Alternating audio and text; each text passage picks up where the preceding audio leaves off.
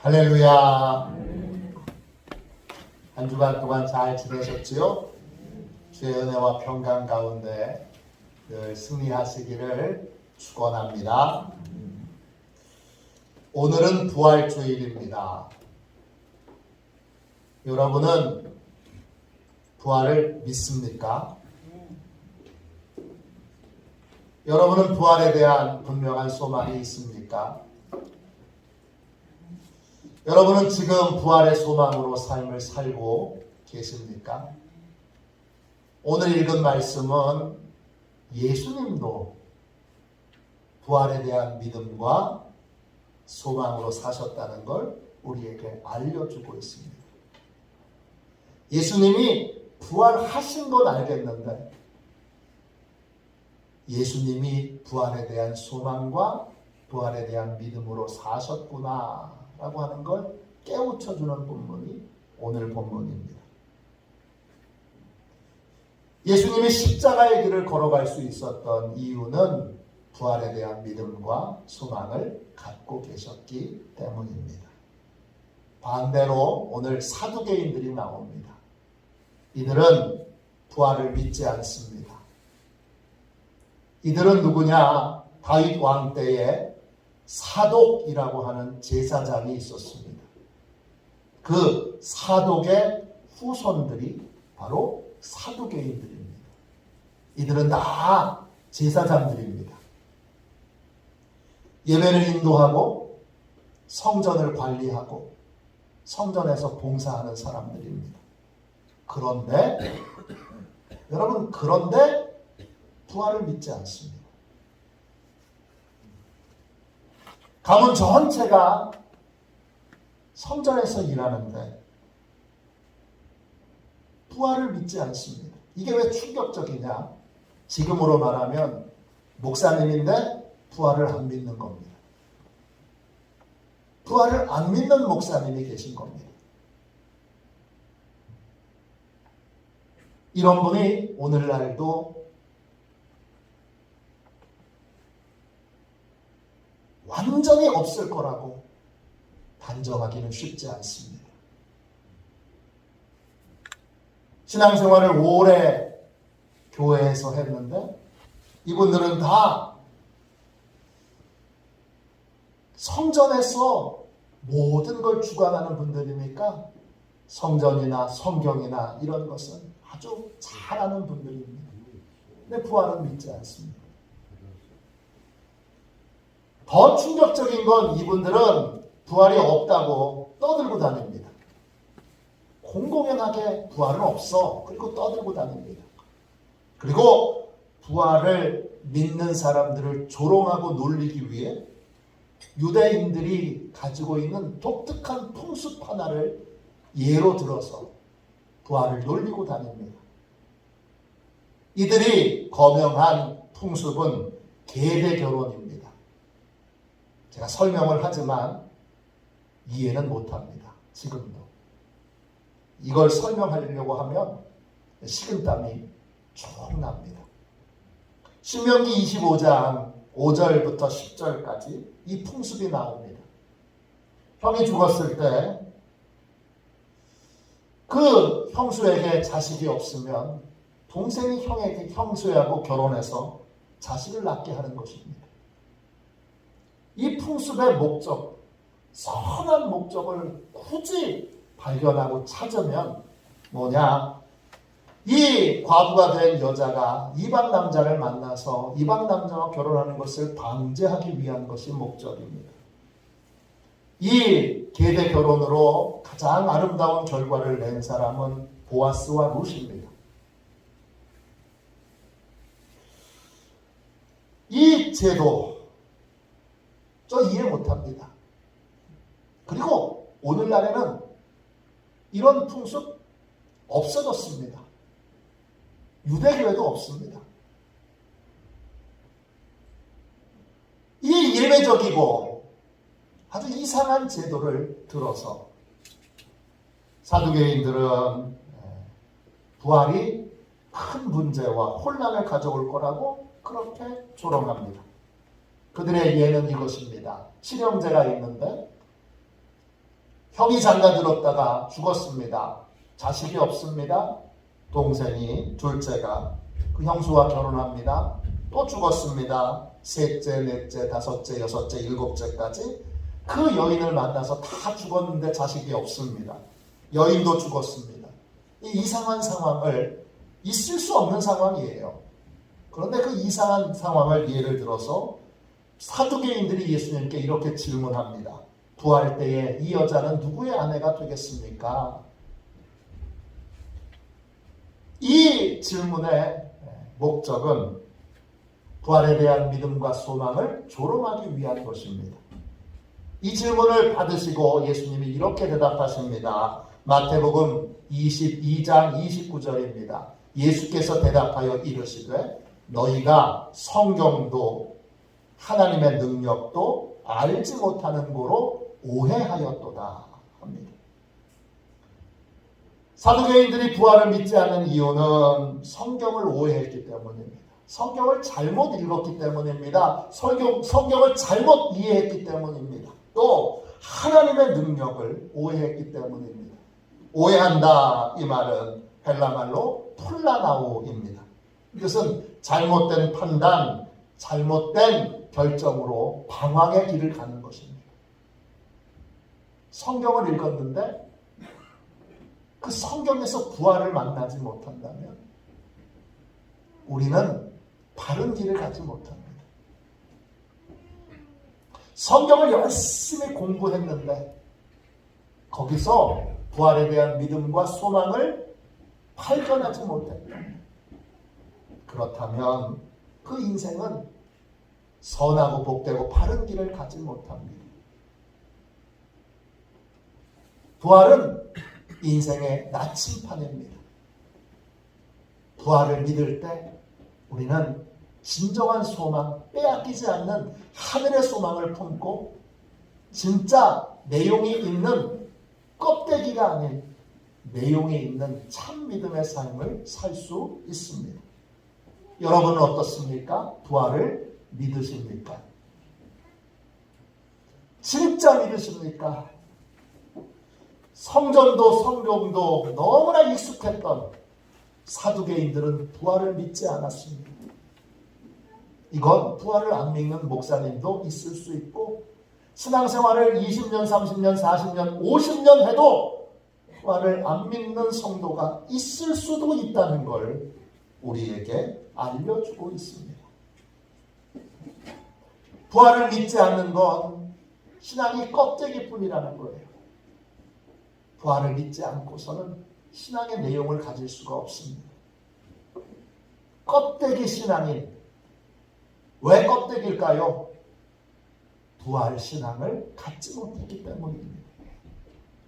거칠의 신앙을 다 떨쳐버리고 내용 있고 의미 있고 그리고 본질적인 참 신앙을 가지려면 이 부활절마다 나의 부활 신앙을 점검해 봐야 합니다.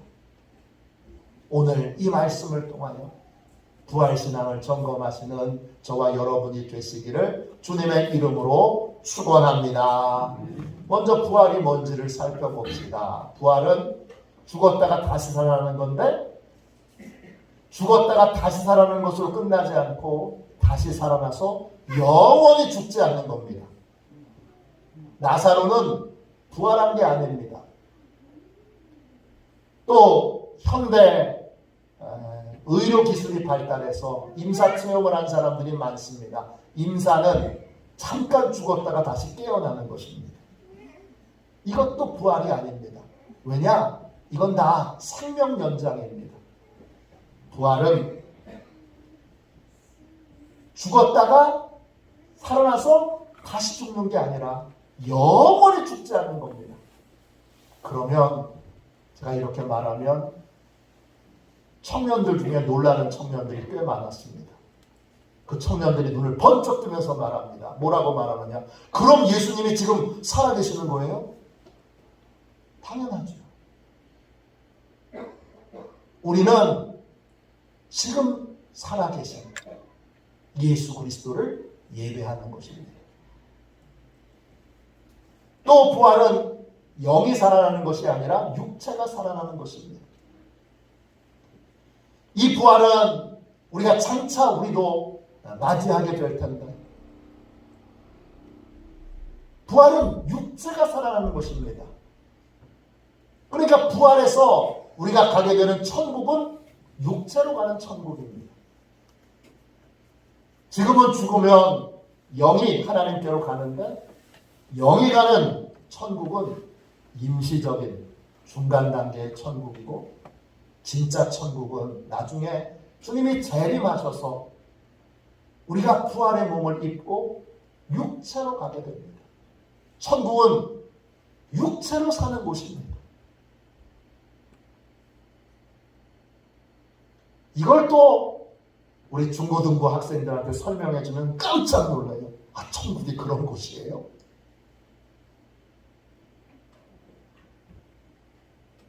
예수님은 지금 부활하셔서 육체로 살아계십니다. 어디 계시죠?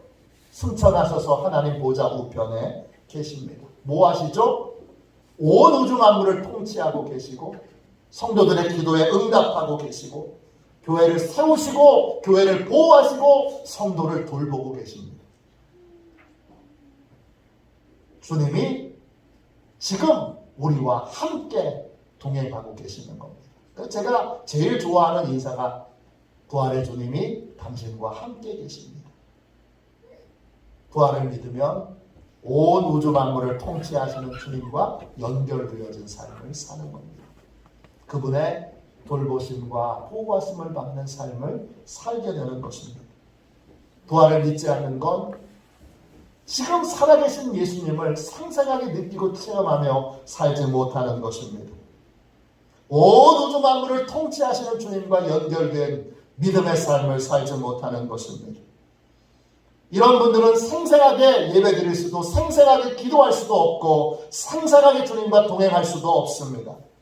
그러니까 이런 의미에서 보면 부활을 믿지 않는 건 예수님을 믿지 않는 겁니다. 또 부활은 장차 우리에게 일어날 일입니다. 우리가 맞이하게 될 부활은 두 가지가 있습니다. 예수 믿는 자의 부활과 예수 믿지 않는 자의 부활입니다. 요한복음은 이것을 생명의 부활과 또 심판의 부활 이렇게 불렀습니다. 사도행전에서는 이걸 의인의 부활, 악인의 부활 이렇게 부릅니다. 부활도 순서가 있습니다. 예수님이 먼저 부활하셨고 예수님이 재림하시는 날 먼저 예수 믿는 자들이 부활하는 영광의 부활이 먼저 있습니다. 의인의 부활, 또 생명의 부활이 먼저 있습니다. 지금 우리가 다 같은 자리에 있지만 지금 이 자리에서는 또 교회에서는 누가 진짜 예수 믿는지 예수 믿지 않는지 여기서는 구분이 안 됩니다. 왜냐? 우리는 외모만 보기 때문입니다. 또 주님이 가라지를 뽑아내려고 애쓰지 말라고 하셨고 가라지를 뽑으려고 하다가 알고까지 다칠 테니까 그렇게 하지 말고 추수 때까지 기다리라고 하셨으니까 지금 우리가 다 같은 자리에 예배를 드리고 있지만 우리가 다 영광의 부활에 참여하는 것은 아닙니다. 이건 우리에게 큰 도전이 됩니다. 목회자로 말하면 다 같이 목회를 하고 있지만 다 영광의 부활에 참여하는 것은 아닙니다. 영광의 부활에 참여하는 자는 진짜 예수 믿는 자들입니다. 이들은 죄값을 주님이 다 치르셨기에 부활하여 영광과 상급만 받습니다. 상급만 받습니다. 악인의 부활은 그 이후에 있습니다. 의인의 부활이 먼저 있고 의인은 부활하여 예수님의 심판대 주변에 다 서서 악인들이 심판받는 것을 지켜보게 됩니다.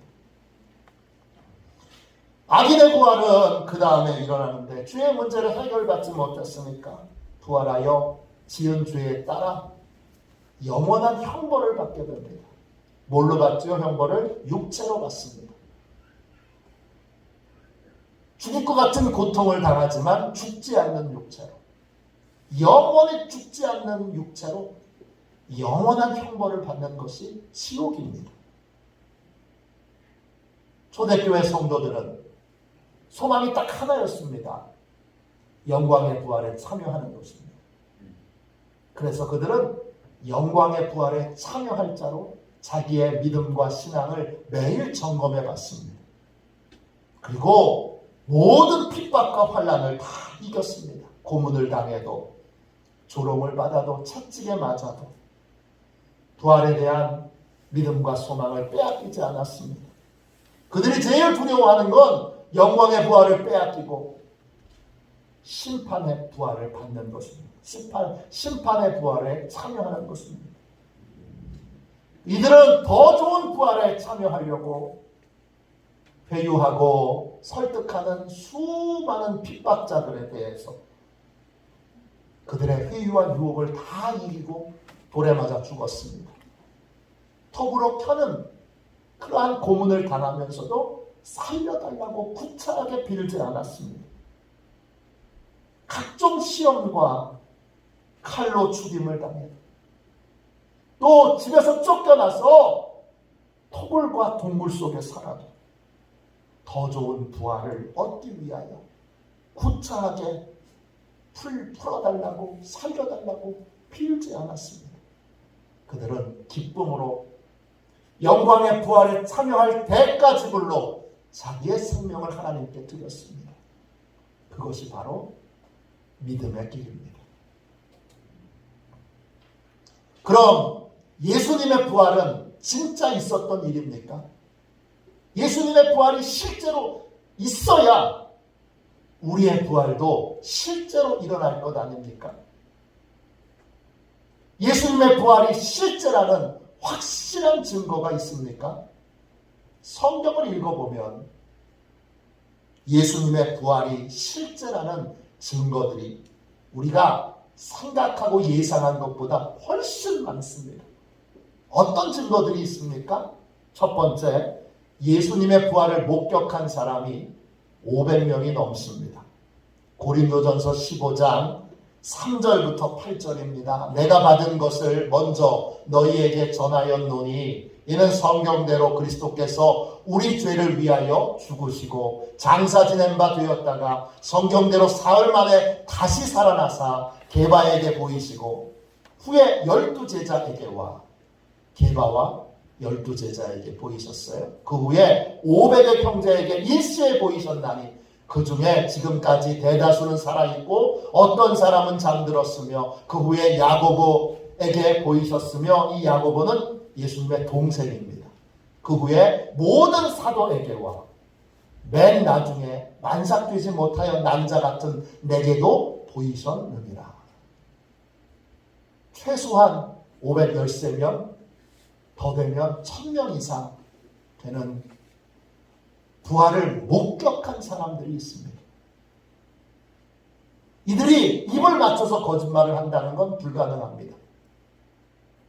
500명 이상 되는 사람들이 한꺼번에 입을 다 맞춰가지고 야, 우리 부활이 가짜인데 진짜라고 거짓말하자. 이건 불가능합니다.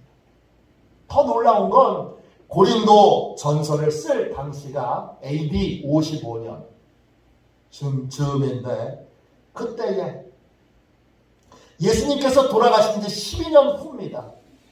그때에 부활의 증인들은 실제로 많이 살아서 활동하고 있었습니다. 바울이 말합니다. 궁금하신 거 있으면 부활을 목격하신 분들과 직접 만나보세요. 그럽니다. 부활을 목격한 사람이 500명이 넘습니다. 이것이 첫 번째 증거입니다. 두 번째 증거는 예수님의 무덤이 비어 있습니다. 부활을 믿지 않는 사람들은 빈 무덤이 예수님의 부활을 증거하는 확실한 증거가 되지 못한다. 그렇게 주장합니다. 그들 중에 일부는 예수님이 기절하셨다가 깨어났었을 가능성도 있다. 그렇게 주장합니다. 이슬람교에 속해 있는 사람들이 주로 그렇게 주장합니다.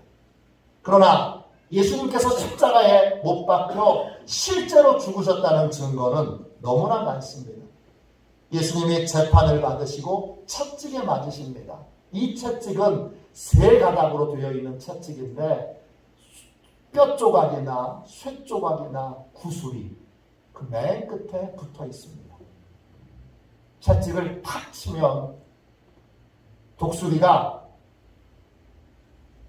이 날카로운 것으로 등어리를 확 찍는 것처럼 딱 찍혀서 채찍을 탁 찍어가지고 확 긁어내면 그러면 살점이 떨어져 나갑니다. 이 무시무시한 형벌을 십자가형을 받기 전에 수차례 채찍에 맞는데 일부 죄인들은 십자가형을 받기도 전에 채찍을 맞고 죽는 경우도 많습니다. 또 예수님은 십자가에서 손과 발에 못이 박혔습니다. 6시간 동안 매달려 계셨는데 그때 피가 다 쏟아져 살아날 가능성이 거의 없습니다. 또 예수님의 죽음을 마지막으로 확인하기 위해 로마의 군병들이 심장을 찔렀습니다. 그때 물과 피가 섞여 나왔습니다. 그것은 죽었다는 증거입니다. 또 돌아가신 다음에 독한 향품을 그 무덤에 넣어두었습니다. 38시간 동안 그 독한 향품이 있는 곳에 갇혀 있으면 살아있는 사람도 질식해서 죽습니다. 예수님은 십자가에서 확실히 죽으셨고 예수님은 무덤에서 다시 살아나셨습니다. 그렇기 때문에 빈 무덤은 중요한 부활의 증거가 됩니다. 시카고 트리뷴이라고 하는 유명한 신문의 기자였던 리스트로벨 이분이 기절설 예수님이 잠깐 기절하셨다가 깨어나셨다 이것에 대해서 의학 박사인 알렉산더 메드럴이라고 하는 분에게 어떻게 생각하시느냐 그렇게 의견을 물어봤습니다. 심장과 폐와 혈액 연구소의 전문의였던 메드럴 박사는 예수님께서 잠깐 기절하셨다가 살아났을 가능성은 1%도 없다고 그렇게 단언했습니다. 그런 예수님께서 십자가에 돌아가실 때에 먼저 겟세마네 동산에서 기도하시는데 땀샘에서 피가 나왔습니다. 이런 현상을 혈안증이라고 하는데 이건 땀샘에 있는 모세혈관이 파괴돼서 그래서 땀샘에서 피가 흘러나오는 것입니다. 극도의 스트레스를 받을 때 이런 현상이 나타났다는 것입니다. 예수님은 십자가를 지시기 전에 이미 극도의 스트레스를 받고 계십니다. 또 십자가 지시기 전에 그 날카로운 채찍질을 당하셨습니다. 그 채찍질을 계속 당하면 저혈장 쇼크로 죽는 경우도 있습니다. 예수님이 십자가에서 목마르다고 하셨습니다. 이건 피를 많이 흘렸다는 증거이고 피가 많이 흐르면 심장이 피를 퍼올리지 못하니까 혈압이 떨어지고 심장이 수분을 보호하기 위해 소변 만드는 일을 중단합니다. 그러면 수분이 많이 모자라게 되어 물을 계속 요구하게 됩니다. 메드럴 박사는 예수님이 그런 상태에 있었다고 그렇게 진단합니다. 예수님이 박히신 못은 12cm에서 18cm 정도 됩니다. 이 정도의 못이 손과 발에 박히면 계속 엄청난 양의 피를 흘리게 됐을 것입니다. 그리고 로마 군병이 창으로 예수님의 옆구리를 찌릅니다.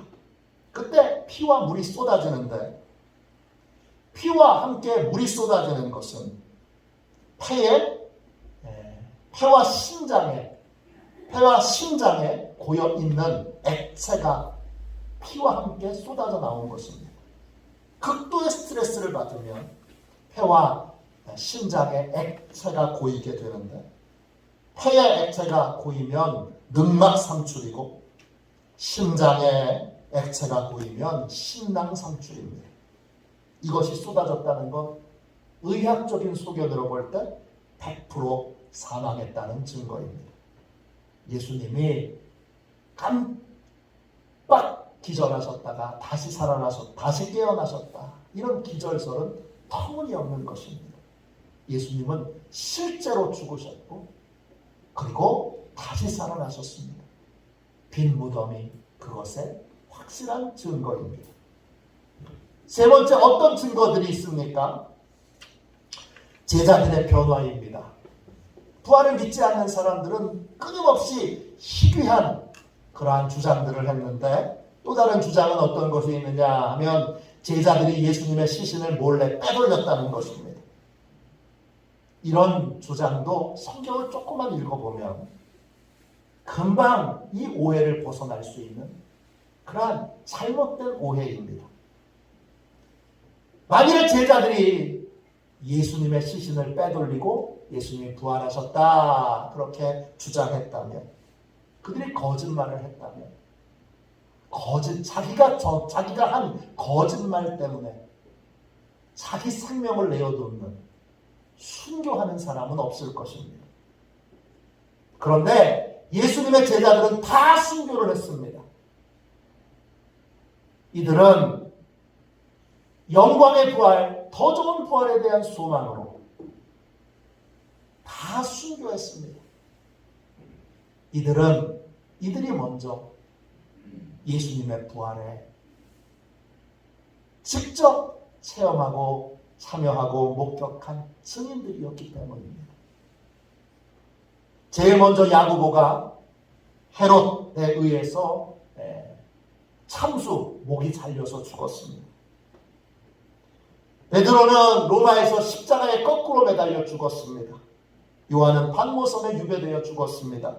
안드레는 살려준다는 주지사에게 이렇게 말했습니다. 지사님이여, 그대는 그대의 영혼을 잃지 마시오. 그리고 십자가에서 죽었습니다. 빌립은 히에라폴리스라는 도시에서 복음을 전하다가 순교를 당했고 역시 십자가에 못 박혀 죽었습니다. 바돌로메는 말년에 프리지아에 가서 전도했고 히에라폴리스, 아르메니아 그리고 인도까지 가서 복음을 전했습니다. 그는 복음을 전했다는 죄 때문에 살갗을 벗기는, 살아있는 사람의 가죽을 벗기는 고문을 당하고 끝내 십자가에 못 박혀 죽었습니다. 마태는 에디오피아에서 복음을 전하다가 창에 찔려서 죽었습니다. 도마는 인도까지 가서 복음을 전하다가 창에 찔려서 죽었습니다. 도마는 죽을 때 이렇게 외쳤다고 합니다. 나는 주님을 예배하나이다. 주님이시여, 나는 주님을 예배합니다. 예수님의 제자들 전원이 다 순교했습니다. 부활이 조작된 것이라면, 제자들이 예수님을 시신을 빼돌린 거라면 그들은 순교하지 않았을 것입니다.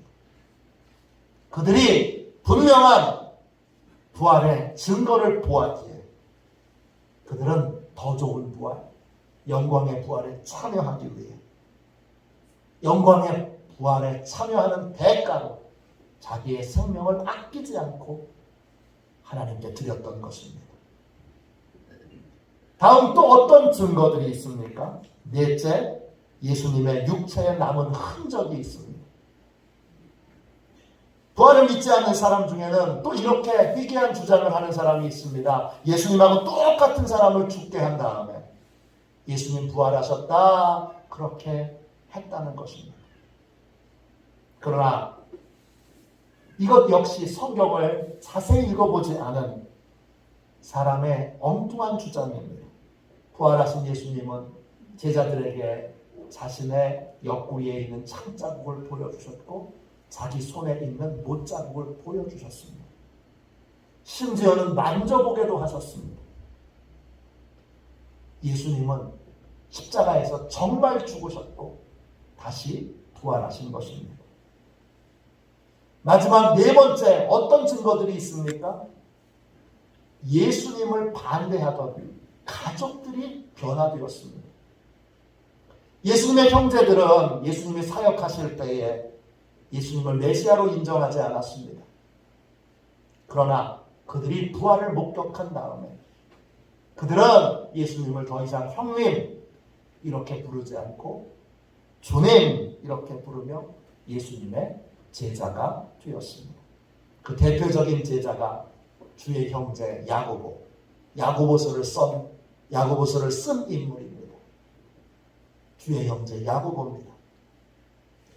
가족들도 예수님의 부활을 목격하고 나서 예수님을 주님으로 모시고 예수님의 제자가 되어 부활을 증거하게 됐습니다.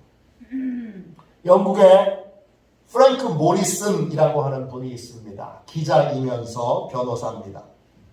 이분은 예수님의 부활은 터무니없는 신화에 불과하다. 내가 이것의 거짓을 낱낱이 밝히리라. 그리고 조사에 들어갑니다. 집요한 연구와 조사 끝에 그는 부활이 허구가 아니고 진실이라는 것을 깨닫게 됩니다. 그래서 부활을 반박하는 책이 아닌 부활의 진실성을 입증하는 책을 씁니다. 그가 쓴 책이 누가 돌을 옮겼는가입니다. 아주 훌륭한 책입니다. 미국 하버드 대학교에 사이먼 그린리프라고 하는 교수님이 계십니다. 미국에서는 모르는 분이 없는 아주 대단한 분입니다. 왜냐? 일단 로스쿨을 이분이 만들었습니다. 하버드 로스쿨을 만드신 분이 이분입니다. 타임즈는 이분을 유럽에 있는 모든 법학자보다 사법체계를 확립하는데 더 많은 영향력을 끼친 인물이라고 그렇게 극찬을 했습니다. 이분이 확립한 건 증거 공판주의입니다. 재판은 언제나 심증으로 하지 않고 확실한 증거로 해야 한다는 것입니다. 그는 강의를 할 때마다 이렇게 강조했습니다. 모든 판단을 마음으로 하지 마십시오. 확실한 증거가 있는지를 철저히 조사하고 판단해야 합니다. 오늘의 강의 시간에 부활에 대한 이야기가 나왔습니다. 유대인이었던 이 사이먼 그린리프는 당당하게 말했습니다. 나는 예수님의 부활을 믿지 않는다. 그러자 학생 하나가 손을 번쩍 들었습니다. 그리고 그 학생이 그렇게 물었습니다. 선생님, 증거가 있습니까? 그린리프는 그 자리에서 대답을 못합니다. 그날부터 그린리프는 자신의 주장대로 재판을 준비하는 방식으로 예수님의 부활을 조사하기 시작합니다. 그런 재판장의 입장으로 예수님의 주장과 부활에 관한 자료들을 꼼꼼하게 검토하고 살펴봅니다. 그리고 그 결과로 책을 펴냅니다. 그 책이 바로 복음서 기자들의 증언이라는 책입니다. 안타깝게도 아직 한국말로는 번역되어 있지 않습니다. 그는 재판을 하는 것처럼 철저하게 부활을 조사한 다음 부활은 사실이라는 걸 결론으로 내립니다. 그리고 그는 이 책을 쓰면서 유대교에서 기독교로 개종합니다. 전도 폭발 운동을 만든 제임스 케네디 목사님은 이런 말을 했습니다. 부활에 대해 연구를 한 사람 중에 부활을 믿지 않는 사람을 본 적이 없다. 부활은 있습니다. 저도 신학대학과 대학원을 졸업하고 처음 목회 초년병으로 시골교회에 가서 목회를 할 때 사실 그때 부활의 중요성을 다 알지 못했습니다. 부끄럽지만 사실입니다. 그러다가 사도신경을 우연히 강해하게 됐습니다. 믿음의 핵심 중의 핵심인 사도신경을 아주 철저하게 강해를 하던 중에 부활에 대한 부분을 만나서 부활을 공부하고 연구하게 되면서 부활이 초대교회 복음의 핵심이고 영광의 부활에 참여하는 것이 우리 믿음의 목표인 것을 찾고 발견하게 됐습니다. 그때부터 저는 부활하신 주님과 생생하게 교제를 나누는 기도를 드릴 수 있게 됐고, 생생하게 살아계신 분을 의식하며 예배를 드리고, 생생하게 살아계셔서 지금 저를 지켜보시며 인도하시는 부활의 주님과 동행하는 삶을 살 수 있게 됐습니다. 제 인생의 가장 획기적인 변화, 그것은 부활을 공부하면서 시작되었습니다. 초대교회 성도들은 영광의 부활을 사모하며 모든 신앙적인 핍박을 다 이겼습니다. 부활의 소망이 있어야 십자가의 길을 걸어갈 수 있습니다. 부활의 소망이 있어야 자기 십자가를 지고 예수님을 따를 수 있습니다. 사도 바울은 부활을 믿는 자들에게 이렇게 권면합니다. 고린도전서 15장 57절 58절입니다. 부활장의 마지막 결론입니다. 우리 주 예수 그리스도로 말미암아 우리에게 승리를 주시는 하나님께 감사하노니, 그러므로 내 사랑하는 형제들아, 전실하며 흔들리지 말고 항상 주의 일에 더욱 힘쓰는 자들이 되라. 이는 너희 수고가 주 안에서 헛되지 않은 줄 아니라. 부활에 대한 믿음과 소망을 가진 사람은 십자가의 길을 걸어갑니다. 그 십자가의 길을 걸어가며 당하는 핍박, 모함, 공격, 그 다음에 멸시, 조롱, 이 모든 것 중에도 흔들리지 않고 주의 길에 힘써 걸어갈 수 있는 이유는 하나입니다. 그 십자가의 길의 끝에 부활의 영광이 있기 때문입니다. 영광의 부활을 기다리고 있기 때문입니다. 초대교회 성도들처럼 그냥 교회에서 생활하는 것, 교회에 나오는 것, 교인이 되는 것, 거기에 안주하지 마시고 내가 영광의 부활에 참여하는 자가 되어야 하지 않습니까? 내가 신앙생활을 이렇게 열심히 평생을 하고도 심판의 부활을 맞이하는 자라면 나처럼 불쌍한 인생이 도대체 어디 있습니까? 우리의 믿음과 신앙을 각성하여 영광의 부활에 참여하는 그러한 참 믿음의 사람이 되기로 결단하고, 참 믿음의 사람은 주변의 사람이 어떻게 신앙생활하는지 그거 보고 저 사람도 저렇게 엉터리로 하는데요, 그러면서 그 사람을 핑계 삼아 엉터리 같은 길을 가지 않습니다. 부활의 영광을 바라보는 사람은 하나님 앞에서 내 신앙만 점검하고 확인합니다. 그리고 부활을 믿고 십자가의 길을 묵묵히 걸어갑니다. 그렇게 십자가의 길을 걸어가는 자의 수고와 헌신은 절대 헛되지 않습니다. 왜냐? 부활의 영광이 기다리고 있기 때문입니다. 이 십자가의 길을 걷는 모든 자들은 부활의 영광에 참여합니다. 저도 여러분도. 저의 가장 중요한 기도 제목은 주여 화도 시원교회 모든 성도들이 다 영광의 부활에 참여하게 하소서. 때때로는 제가 설교를 하면서 야단치듯이 혼내듯이, 아니 다른 목사님은 이렇게까지 꼬치꼬치 따져서 이런 걸 가지고서 야단치고 혼내지는 않던데, 저는 아주 작은 것까지도 소상하게 해서 때때로는 혼내고 야단치기도 합니다. 그러나 그 배후에 있는 진심을 이해해 주십시오. 우리 모든 성도들이 여기서 끝나는 것이 아니라 영광의 부활에 참여하여 영광의 부활에 참여한 자로 제외해야 하기 때문에 믿음의 길을 계속 각성시키는 것입니다. 우리 모두 다 영광의 부활에 참여하여 제외하는 복된 성도들이 다 되시기를 주님의 이름으로 축원합니다. 이 시간 우리 함께 찬양하겠습니다. 우리 165장 우리 1절만 2번 찬양하고 주여 형식적인 신앙, 의식적인 신앙 다 떨쳐버리고 주님 이제 영광의 부활을 소망하며 더 좋은 부활을 소망하며 주님이 맡기신 사명의 길을 묵묵히 걸어가는 십자가의 길을 걷겠습니다. 그렇게 우리 결단하며 성령님의 도우심을 구하는 기도를 드립시다.